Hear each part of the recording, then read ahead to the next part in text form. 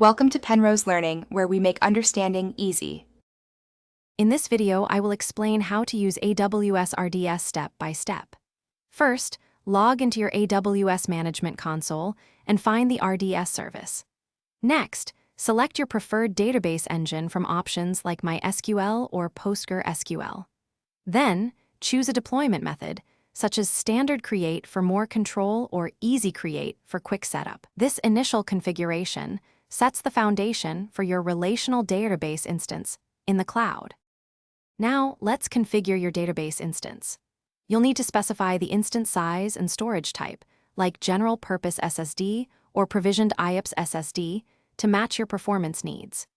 Create a secure master username and a robust password for administrative access.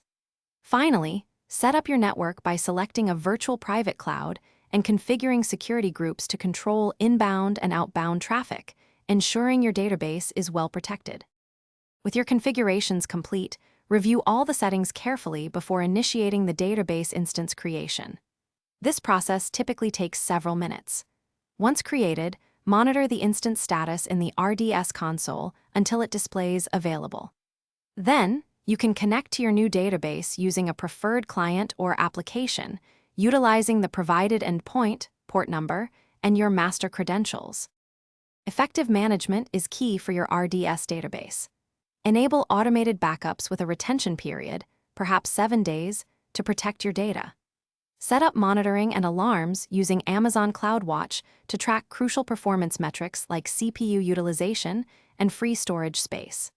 Remember to apply patches and updates regularly to ensure your database remains secure and performs optimally, keeping your applications running smoothly.